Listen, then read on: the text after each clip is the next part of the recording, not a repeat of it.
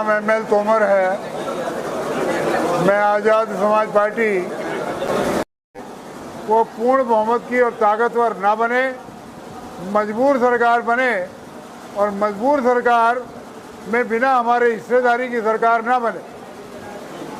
और जब मजबूर सरकारें बनेंगी तभी आज़ाद समाज पार्टी मजबूत होगी और हम इस देश में सामाजिक परिवर्तन का आर्थिक मुक्ति आंदोलन जो संतों गुरुओं महापुरुषों ने चलाया, जिसे बाबा साहब डॉक्टर अम्बेडकर के बाद, परम पूज्य बाबा साहब डॉक्टर अम्बेडकर के बाद माननीय कांशीराम साहब ने चलाया, और उसी आंदोलन को आज आज़ाद समाज पार्टी कांशीराम पूरे भारत में चला रही है।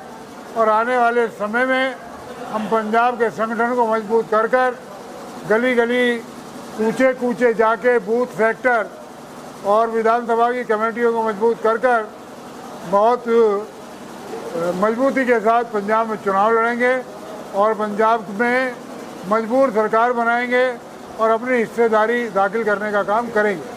जैसे बीएसपी होगी, बहुजन समाज पार्टी वो भी समाज की है, आजाद समाज पार्टी भी समाज की है, क्या इन दोनों में संगठन हो सकता है? संगठन होना ना होना ये राष्ट्रीय अध्यक्ष बहुजन समाज पार्टी और राष्ट्रीय अध्यक्ष आज़ाद समाज पार्टी के हाथ में है। इसके विषय में हम कुछ नहीं कहेंगे, लेकिन मैं इतना ज़रूर कहूँगा, क्योंकि मैंने भी 45 वर्ष बहुजन समाज पार्टी में काम किया है। मैं इतना ज़रूर कहूँगा कि बहुजन समाज पार्टी आज उस कारवा, उस मूवमेंट, उस सामाजिक परिवर्तन के आंदोलन से भटक गई है और आज उस आंदोलन को अगर कोई चला रहा है तो एकमात्र नेता चंद्रशेखर आज़ाद उस आंदोलन को चला रहे हैं। जैसे ईवीएम का बहुत बड़ा मुद्दा है देश के लिए, तो इसके लिए आज़ाद समाज पार्टी को काम कर रही है।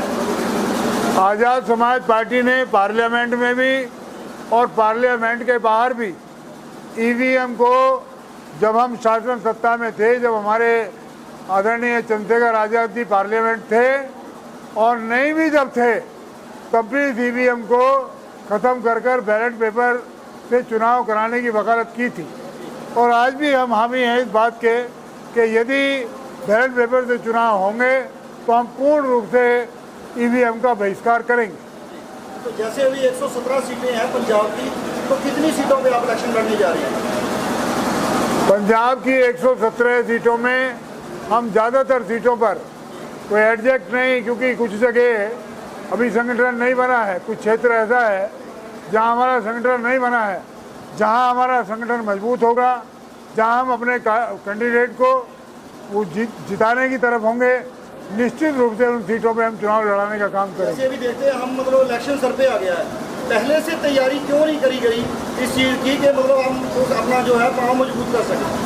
नहीं, पिछली बार भी हमने 23 सीटों में चुनाव लड़ा था और इस बार हम 23 नहीं बल्कि उसकी 3 गुना सीटों में चुनाव लड़ने के अपने संगठन को और मजबूत करने के दृष्टिकोण से आज की मीटिंग की गई है।